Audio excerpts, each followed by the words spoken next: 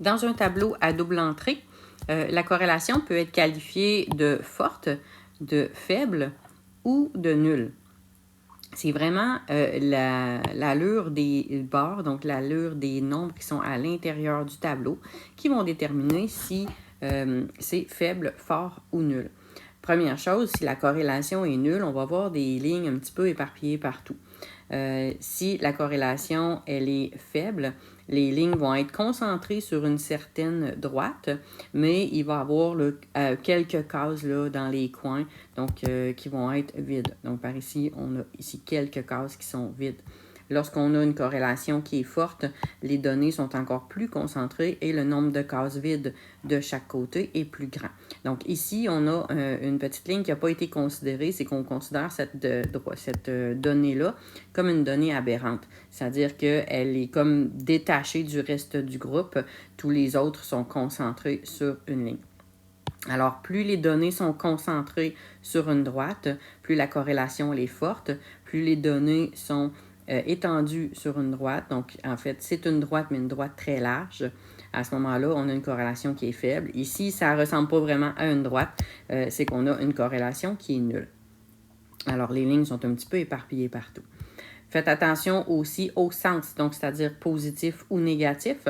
Alors, lorsque la droite descend, on a une corrélation qui est positive. Et lorsque la droite monte, on a une corrélation qui est négative. Donc, c'est un petit peu le contraire de notre intuition dans un tableau à double entrée. C'est parce que les valeurs de la verticale sont par en bas au lieu d'être par en haut comme dans un graphique.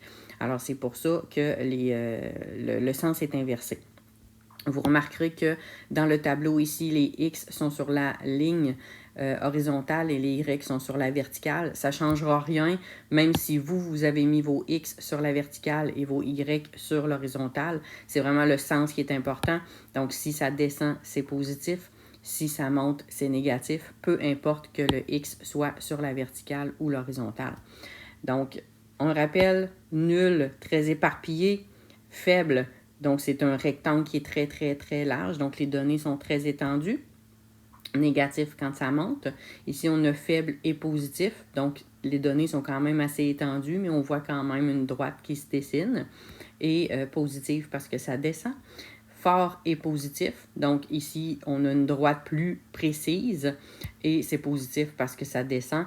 Et ici, on a une droite plus précise, mais négative parce qu'elle monte. Voyons un exemple.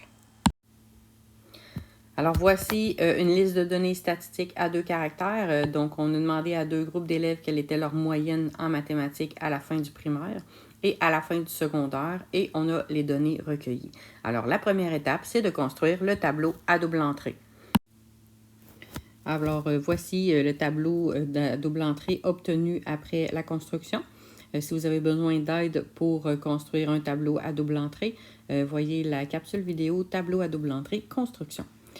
Alors ici, on a le tableau obtenu. On remarque que les données sont assez concentrées sur une droite. On a beaucoup d'espace vide des deux côtés.